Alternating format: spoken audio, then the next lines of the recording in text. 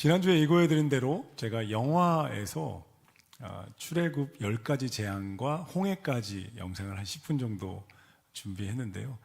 그러니까 영화에서 이제 신들과 왕들이라는 헐리우드 영화입니다. 되게 스케일이 엄청 크고 10가지 재앙이 저랬겠구나, 홍해가 저랬겠구나라는 것을 이제 짐작할 수 있는 실사화된 영화입니다. 보시면 좋겠고, 다른 것보다 사실은 이제 마지막에 홍해가 갈라진 장면이 조금 성경하고 다릅니다. 성경은 갈라져서 물이 벽이 됐다고 하는데, 이 영화는 물이 이렇게 줄어들어서 마른 땅이 드러나요. 그래서 건너고서 어마어마한 물이 덮쳐오는 장면으로 이렇게 실사화했는데 한 10분 정도 되는데요. 10가지 재앙과 홍해까지 한번 저렇겠구나 한번 그런 마음으로 한번 영상 한번 보실게요. 10가지 재앙과 출애굽 홍해는요, 하나님의 위대한 권능을 계시해서 보여준 거고, 마지막 때 요한계시록에 나타난 재앙들에 대한 상징입니다. 애굽 문명은 하나님을 비웃는 세상 문명을 상징하는 거죠. 거기서 빠져나와서 우리는 어린 양의 피로 구원받고 홍해, 부활의 생명을 건너서 약속의 땅을 향해 갑니다. 그러니까 이 하나님을 비웃는 애굽 문명들 같은 세상 문명이 마지막 때 말로 할 수 없는 진짜 하나님의 베드로서 3장에 보면요, 하나님의 인내하심이 끝나는 날이 오는 거예요. 지금은 유예 기간입니다. 사람들이 하나님 손가락질하고 욕해도 하나님 참으세요. 지금은 기다리시는 거예요. 오래 참아서 누구도 멸망당하지 않고 돌아오기를 원하시는 시간입니다. 복음이 전파되는 예수님 이후의 시간이 하나님의 마지막 오메가, 알파와 오메가의 때가 오면, 종말의 때가 오면 하나님이 이제 역사의 문을 닫고 심판의 문을 여실 때, 우리는 이 권능, 바다 하나 뒤집는 권능이 아니라 베드로서나 마태복음 24장에 보면 하늘이 피가 되고 달이 붉어지고 하늘로부터 이 재앙이 쏟아지는 것들을 우리 보게 될 거고요. 정말 마지막 때에 우리는 진짜 살고 있습니다. 이 마지막 때에 우리가 지금 마지막 거의 포인트에 와 있고 12시에 하나님의 종이 울릴 때가 옵니다. 여러분, 하나님의 권능은 정말 위대하고 무서운, 여러분, 위대한 하나님의 권능인 줄로 믿습니다. 그때를 향해 갑니다. 자, 홍해를 건너는 것은 이제 세례를 상징하는 거예요. 오늘 강의 한번 보실게요. 그래서 출애굽, 애굽은 하나님을 대적하는 세상 문명을 상징하고, 빠져나온 이스라엘 백성은 교회를 하나 하는. 그래서 출애굽 사건이 너무너무 중요한 게 예수님을 통한 구원, 그리고 구원 이후의 여정과 약속의 땅까지의 똑같은 그림이 딱 출애굽기 하나님이 그냥 미니어처처럼 하나 샘플을 딱 만들어 놓으신 거예요. 보면 애굽은 하나님을 대적하는 세상, 바로는 사탄의 모형이고, 이스라엘은 교회 상징합니다. 모세는 그리스도를 상징하고, 그렇잖아요. 앞서가시잖아요. 지팡이, 나무, 십자가를 상징합니다. 홍해를 건너는 세례, 광야 여정은 투쟁과 축복을, 만나는 생명의 떡이신 그리스도를 상징합니다. 이렇게 이제 6월절과 홍해를 통해서 완전한 십자가와 부활을 겪고 우리는 구원받게 되는 거예요. 다음 페이지 가볼게요. 이제 지도가 나옵니다. 한번 보십시오. 조금 눈에 들어오시나요? 나일강을 따라서 위쪽에 가면 나일강 그 삼각주 비옥한 땅 한켠, 인구 증가의 한 가 정도의 고센 땅입니다. 야곱과 70인들이 가족들이 내려가서 정착했던 가 옆에 한번 써보시겠어요? 거기가 고센 정도 되고, 쭉 나와서 아까 여러분 보셨는지 모르겠는데 모세가 양피지 지도를 펴고 내가 40년 미디안 광야 목동일 때 지도를 그려놓은 거예요. 그래서 내가 온 길이 여기고 우리 이렇게 여기를 건너면 여기가 낮아서 가능할 거야, 이런 장면이 있었는데, 집에 가서 다시 보시죠. 그렇습니다. 그런데 거기로 갔어야 되는데 못 가고 그 위에 바다, 홍해가 갈라진 부분에 갔는데 너무 높은 깊은 바다였죠. 자연현상과 맞물려 설명하려고 앞에 영화는 이제 바람이 불어서 이렇게 수위가 낮아진 건데, 사실은 물벽이 정말 장엄하지 않나요? 바다가 물벽에서, 그러니까 수족관처럼 그 안에 막 고래가 떠도는, 아이가 비쳤을 때 홍해 수족관이잖아요. 그런 곳을 지나게 됩니다. 지도 보시면 홍해 갈라지고 이제 3번 광야로, 신광야로 가서 시내산까지 가게 됩니다. 다음 페이지 볼게요. 해방된 백성의 광야 훈련. 우리 신앙의 여정하고 너무너무 똑같습니다. 구원을 받았는데 구원으로 끝나지 않는다는 거예요. 두 가지가 필요한 거죠. 영적인 성장의 훈련이 하나 있고, 두 번째는 약속의 땅까지 갑니다. 약속의 땅 가나안은 두 가지 의미로 해석을 해야 돼요. 하나는 우린 천국이라고만 생각합니다. 맞습니다. 천국인데 천국으로만 생각하면 안 되고요. 지금 여기 임하는 하나님 나라 관점으로 보면 사명의 땅이기도 합니다. 우리의 약속의 땅은 사명의 땅이기도 한 거예요. 그래서 주님 오시는 날까지 사명을 이루는 땅, 일터일 수 있고요. 직장, 교회, 내가 만나는 사람들일 수 있는 거예요. 내가 섬기는 아이들 될 수 있는 거죠. 약속의 땅은 사명의 땅이기도 합니다. 왜냐하면 출애굽기 19장에 하나님이 이제 다음 주에 시내산 언약을 보는데 하나님 분명한 계획을 밝히셨어요. 내가 너희를 가나안 땅에서 제사장 나라가 되게 할 것이다. 그러니까 가나안 땅에서 그냥 끝나는 것이 아니라 제사장의 역할, 선교사 역할을 하기 위해서 그 땅에 심으신 거거든요. 모든 열방이 이스라엘을 봅니다. 자, 훈련이 시작됩니다. 첫 번째, 두 가지 훈련을 제가 요약했는데, 첫 번째는 광야의 첫 번째 훈련은 척박한 환경입니다. 광야에 들어가는 거예요. 우리가 구원받으면 하나님의 은혜를 정말 누립니다. 이런 이야기 정말 맞는 것 같아요. 목사님들이 초신자가 예수 믿으면 하나님이 정말 응답을 잘해 주신다. 정말 많은 하나님의 은혜를 경험하게 하신다는 거예요. 왜냐하면 믿음이 굳어져야 되니까 막 하나님이 응답과 축복과 막 위로가 막 예배에 막 쏟아지는 은혜를 막 경험하다가 믿음이 자리를 딱 잡으면 하나님이 훈련 들어가시는 거예요. 세상과 싸워 이길 수 있게. 그리고 하나님의 빛과 소금이 될 수 있도록 훈련을 시작하시는데 첫 번째 훈련이 광야의 훈련입니다. 척박한 환경에서 물과 음식이 없는 광야에 들어가요. 첫 번째 도착했던 곳이 밑에 그림 보시면 이제 마라라고 하는 지역에 도착했는데 쓴 물이 나오는 거예요. 원망합니다. 모세와 하나님을. 아니 우리 애굽에서는 나일강이 그렇게 물이 좋았는데 광야에서 쓴 물을 먹이다니. 이런 광야는 쓴 물을 만나는 곳입니다. 쓴 물을 마신 백성들은 모세 하나님을 원망하죠. 척박한 땅에 딱 하나님이 넣으시면요, 이제 여기서 믿음이냐 불신앙이냐를 결정하게 돼요. 이게 드러납니다. 이게 다 들통납니다. 내 안에 있던 신앙이. 그리고 그곳에서 우리의 믿음이 이제 연단되기 시작하는 거죠. 진짜 믿음은 정말 광야에 딱 들어가서 아무것도 없는, 아무것도 하나님의 응답이 멈춘 것 같은 그 광야의 시간에 그래도 나는 하나님의 선하심을 예배하며 따르겠습니다라는 고백이 나올 때까지 하나님이 그 시간을 머무르게 하시는 거예요. 아까 제가 예배 전에 문득 찬양 대 찬양, 나는 예배를 멈추지 않네, 나는 예배를 멈추지 않아, 이 찬양에 감동받아서 떠올랐던 이야기가 그거잖아요. 목사님, 어떤 목사님 너무너무 힘든 고난의 시간을 견디는데 예배도 안 되는데 결단한 거죠. 의자 갖다 놓고 마귀야 너 여기 앉아, 나는 이 고난의 시간, 눈물의 시간에도 하나님 예배할 거야. 너 내 예배하는 거 들어. 나는 원망과 불평하지 않을 거야. 하나님을 불신앙하지 않을 거야. 난 예배할 거야. 할렐루야. 광야에서 예배자로 살아가기를 축복합니다. 제가 오늘 지금 안 오셨는데 우리 교회 성도님 한 분이 동생을 위해서 굉장히 기도하고 있는데, 동생이 너무 어려운 시간을 지나니까 제가 연초에 설교 때 소개했던 광야, 이진희 목사님의 광야 시리즈 3권을 선물했대요. 광야를 읽다, 광야를 살다, 가나안에 살다라는 책이에요. 근데 정말 예수 안 믿는 친구래요, 동생이. 근데 너무너무 힘든 시간에 막 다른 책들 막 보던 친구인데 그 책을 읽고, 누나 내가 광야를 지나고 있나 봐. 그리고 지난 금요 집회 때 와서 하나님이 은혜를 주셔서 내가 어릴 적 믿었던 하나님 다시 만나고 싶어, 이렇게 고백했대요. 할렐루야. 할렐루야. 이 하나님이 하시는 일이라고요. 아무것도 안 잡히는 광야에서 이제 하나님 앞에 나오기 시작해요. 하나님밖에 없구나. 손에 쥔 카드가 많으면 하나님 안 보이죠.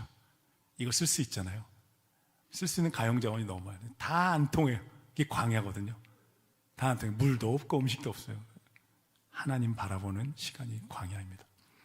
자, 두 번째로 이제 그래서 광야는 하나님의 은혜로 사는 것을 배우는 시간이고, 쓴 물에 모세가 나뭇가지를 던집니다. 십자가를 상징합니다. 쓴 물이 단물로 바뀌어요. 두 번째 이제 음식에서 만나와 메추라기를 먹이신 하나님. 우리 아는 그 만나와 메추라기 있죠. 양식이 떨어지니까 또 원망합니다. 이게 이제 애굽의 노예 근성이고 우리로 치면 세상에 있던 세상의 죄성입니다. 하나님 인정하지 않는 거예요. 세상이 좋은 거예요. 거기서 살던 죄성 가운데 먹을 게 없다고 또 원망합니다. 이 노예 근성이 죄성이고 쉽게 사라지지 않는 거예요.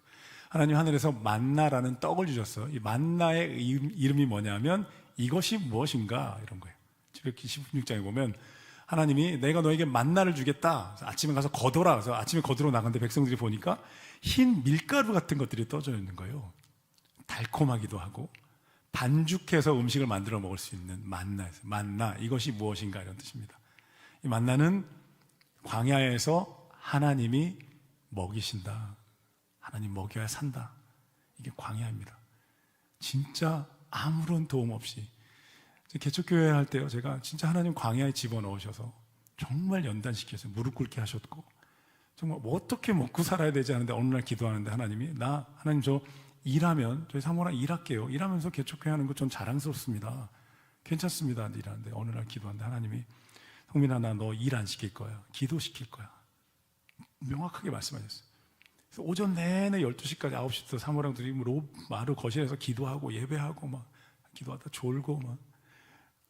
그런데 하나님이 먹이시더라고요. 할렐루야. 먹이도 친하지도 않던 사촌 누나가 전화 와서 성민아 개척교회 했다며 100만 원 보냈어. 다음 달에 또 보냈어. 친구 목사가 나 11조 요즘 교회 사역 안 하느라 11조 왔는데 너한테 보낼게.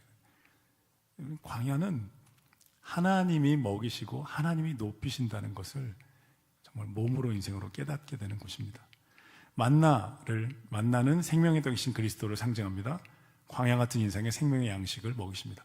만나를 먹는 중요한 원칙 가운데 하나가 매일 아침이었어요. 매일 아침. 이거 뭘 의미하냐면 매일 아침 하나님의 말씀의 은혜를 먹고 살아야 된다는 거예요. 영적인 의미가 있는 거죠. 오늘 하나님의 숨결 시작했잖아요. 저 되게 좋은 이야기 많이 듣습니다. 나쁜 이야기는 저한테 하지 말아주시기 바랍니다. 참으세요. 농담입니다. 피드백, 개선 사항들 너무 좋은데 있으니까 좋다는 거예요. 도구가 있고 나눌 수 있고 할 수 있는 게 있고 저도 너무 좋은 거예요. 딱딱 그날 양식을 먹는 거예요. 다음 주에 보물창고 시리즈 7주차 이제 완결하는데 제가 설교 딱 끝나고 그럴 때 있거든요. 설교 끝나고 목양실 걸어가는데 설교 내용과 제목이 막 떠오를 때가 있어요. 설교 제목이 뭐냐면 하나님의 숨결로 사는 인생.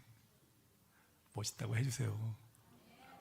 7주차 맞아. 하나님의 숨결은 뭐예요? 성경이죠. 하나님의 숨결로. 그리고 우리 하나님의 숨결 큐티 책이죠. 중의적인 의미로 마지막 보물창고 시리즈를 마무리하려고 그래요. 먹이시는 하나님. 세 번째는 반석에서 물이 나. 이번엔 물이 없습니다. 10장에 가니까 또 원망합니다. 이 400년 노예 근성이 잘 안 빠집니다. 그래서 이렇게 표현하거든요. 출애굽 홍해는 하루 만에 건넜지만, 그러니까 애굽에서 나오는 데는 하루 만에 나왔지만 내 안에서 애굽이 빠져나오는 데는 40년 걸렸다. 이렇게 40년 광야 생활을 시키시거든요. 죄성, 세상을 사랑하는 마음, 세상의 그 가치관들 다 빠져나가는 거예요. 근데 진리가 한번 새겨지면 거짓을 분별하고 여러분 진리 안에 살게 되는 줄로 믿습니다. 르비딤의 장막을 쳤는데 물이 없어요. 또 원망합니다. 우리의 감추어진 습관과 재성이 드러납니다. 여러분 광야에 들어가면요, 목사, 장로, 권사, 집사, 신앙생활 20년, 30년 이렇게 다 광야에 딱 들어오면 거품 다 걷어내십니다.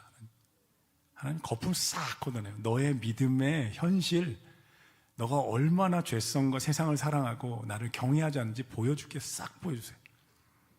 거기서 무릎 꿇고 하나님만이 나의 주님이십니다. 하나님의 경외함을 배우고 아무것도 없는 광야지만 나는 하나님의 선하심을 예배합니다라는 하나님을 사랑하고 경외하는 걸 배워요.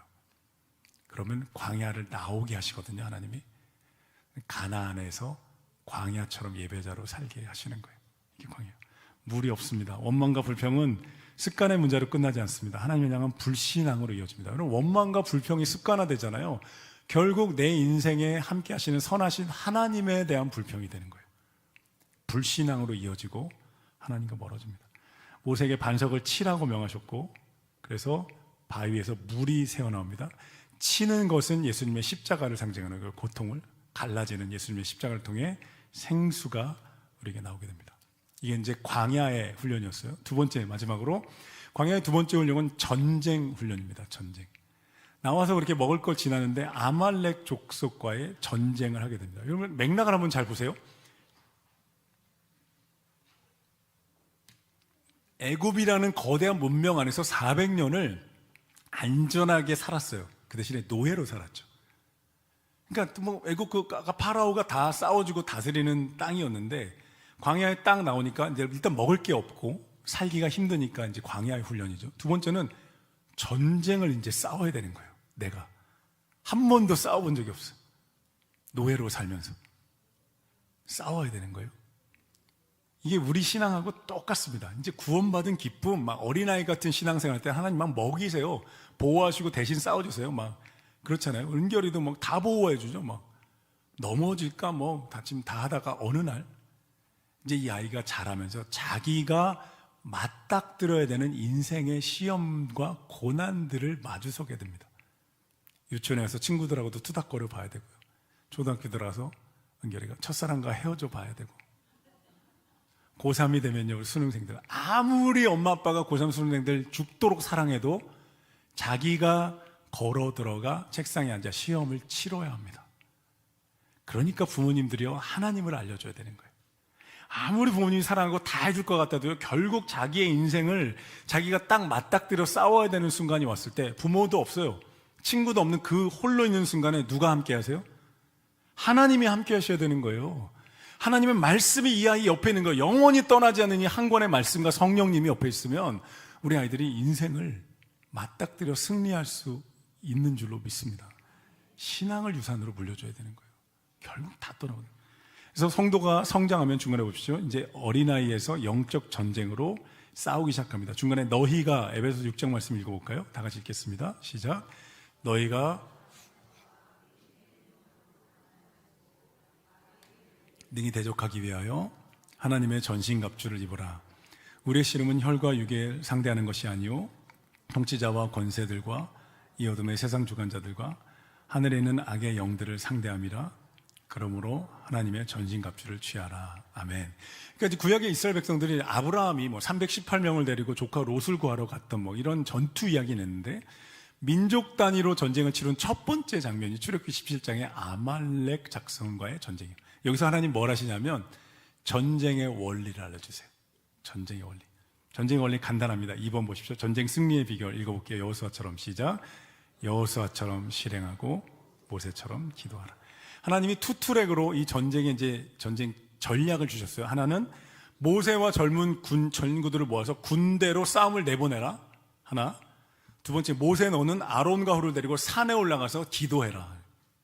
딱 두 가지 원리가 이후에 이스라엘 민족의, 우리 그리스도인의 전쟁의 승리의 원리로 자리 잡습니다. 여호수아는 현장에서 싸웁니다. 믿음의 선한 싸움을 상징하죠. 승리의 비결이 성경에 가득합니다. 성도는 뱀같이 지혜로워야 합니다. 이게 너무 중요합니다. 한번 따라 보시죠. 뱀같이 지혜로워야 합니다. 핸드폰에서 뱀 한번 검색하고 이미지 눌러보십시오. 손에 뱀의 사진이 있는데 그거 손대기 싫을 정도로 혐오스러워요. 근데 예수님이 뱀같이 지혜로우라고 하셨어요. 이거를 제가 다르게 표현하면요, 정말 간교해 보일 정도로 모든 수를 다 떠올릴 만큼 영리하고 지혜로우라는 거예요. 순진하지 말라는 거예요. 순수해야 돼요. 그런데 순진하지 마라. 착하게 살겠습니다 하고요, 사람들 대해 착하는 거 하고요, 문제와 마귀 앞에서 내가 지혜로운 거, 그건 달라요. 착한 원수 마귀 앞에서 마귀가 공격해 온다. 저는 착한 그리스도니까 마음 꼭 금격하세요. 이렇게 말씀하신 적이 없어요. 네, 농담 가운데 어떤 사람이 공동묘지지라고 하는데 악한 마귀가 나타나가지고 막 죽이려 드니까 이 사람이 찬양을 불러야 되는데 너무 당황해서 아무 찬양이 생각이 안 나는 거예요. 그래서 갑자기 당신은 사랑받기 위해, 마귀가 그 찬양을 했더니 눈물을 흘리면서 나 평생 이 찬양, 이런 찬 축복 처음 받아본다고 그냥 돌아갔다는. 여러분, 싸울 줄 알아야 됩니다. 지혜로워야 돼요. 하나님께 수를 구해야 돼요. 130편 139번에 하나님께는 수가 바다 모래보다 많다고요. 구해야 돼요. 상황에서 하는 기도만 하는, 예수님 기도만 하라고 하신 적이 없어요. 기도하고. 근데 두 번째 원리로 나옵니다. 수를 계속 구해야 돼요. 내가 지금 원하는 것, 하나님 기뻐하시는 일을 향해서 하나님이 주는 지혜를 계속 구해야 돼요. 그냥 설득만 하고 말로만 하면 안 돼요. 뭔가를 해야 돼요. 하나님 주시는 지혜가 있어요. 제가 담임 목사로 목회하면서 계속 구하면 하나님 뭔가 계속 아이디어를 주시고 뭘 하도록 하시는 거예요. 성도들을 목양하고 성장시키는 일을 위해서요. 지혜로우시죠. 옆 사람 보면서 인사하겠습니다. 뱀같이 지혜로우십시오. 비둘기같이 순결하십시오. 착하게 순진하게 어떤 상황 맞대응하는 것 자랑 아닙니다. 예수님 그런 말씀 하신 적이 없어요. 지혜는 하나님에게 속한 것입니다. 하나님 주시는 거예요. 묘수가 있어야 돼요. 묘수가 계속 하나님 어떤 상황, 지금 기도하고 계신 것들 가운데 기도는 두 번째 원리로 갑니다. 두 번째 원리가 기도입니다. 모세가 아론과 함께, 이 사진이 그런 거죠. 아론 훌과 함께 산에 올라갔는데 모세가 손을 들고 기도하면 우리가 이기고 피곤해서 손이 내려가면 우리가 집니다. 저도 예배 찬양 앞부분에 예배할 때 막 손 들고 찬양 팔 아프거든요. 이렇게 내려가서 마이크 조정하는 척도 좀 하고 물도 좀 마셨다가 다시 들고 아프잖아요. 그런데 모세가 이렇게 내려가요. 아론과 홀이 안 되겠다 싶어서 돌을 쌓아서 옆에 보십시오. 팔을 잡아줍니다. 그랬더니 승리가 이기는 걸로 끝나더라. 할렐루야. 승리의 비결은 기도에 있다는 거예요. 하나님과 함께 하는 거죠. 우리 그리스도인의 힘과 자원과 뒷배는 하나님이잖아요. 평생. 그렇잖아요. 은결이의 뒷배는 아빠입니다. 엄마죠. 여러분의 자녀도 마찬가지죠. 엄마 아빠만큼 내 자원이 어디 있어요. 독립할 때가, 요즘 청년들은 정말 어려운 시대를 만나서요, 청년이 되고 결혼을 앞두고도 엄마 아빠 신세를 져요. 불쌍합니다, 사실은. 우리 막 개발되던 시대는 막 그런 꽁트 같은 거 유튜브에 나오거든요. 뭐 대기업에 뭐 이렇게 합격한 건 그냥 중요한 일도 안 돼요. 너무너무 당연했던 시대를 지나서 청년들 막 좋은 취업의 문을 향해 들어가죠. 부모가 가장 큰 자원이 되고요. 청년들 자녀 있으시면 기죽이지 마십시오. 그런 시대입니다. 어려운 시대. 끝까지 도와주세요. 아이고, 그런 얘기 하시더라고요. 60대쯤 되신 권사님들이 자식들 실컷 부모님, 젊었을 때는 부모님 봉양하고 자식들 열심히 키워서 이제 자식들 효도 받나 했더니 자식들 뒷바라지 하면서 또 지내고 있고, 겨우 뒷바라지 결혼시켰을 때 애기 또 봐줘야 되고, 내 청춘을 돌려다오. 부모, 자녀는 끝까지 부모가 내 자원이잖아요. 이 기도가 그런 거죠. 하나님께 구할 수 있고 하나님이 도우실 수 있습니다. 기도하면 하나님 일하십니다. 여러분, 반드시 일하십니다. 믿음으로 기도하는 거고요. 반드시 하나님의 자명종이 땡 울리면 역전됩니다. 이게 믿음이죠. 길을 여시고요. 길이 없는 곳에 길을 여시고 산을 무너뜨리시고 큰 강을 만드시는, 광야에 강을 내신 하나님. 아까 우리 영상처럼요. 여러분, 그런 믿음으로 전쟁에서 승리하기를 예수님의 이름으로 축복합니다. 광야의 훈련, 전쟁의 훈련을 겪고 이들은 이제 가나안 땅을 향해 갑니다. 오늘부터 좀 빨리 끝내야 돼서 한 5분 정도 우리 두 분 짝꿍이랑 오늘 배웠던 거, 좀 은혜됐던 거 잠깐 나눔하고 우리 기도하고 마치도록 하겠습니다.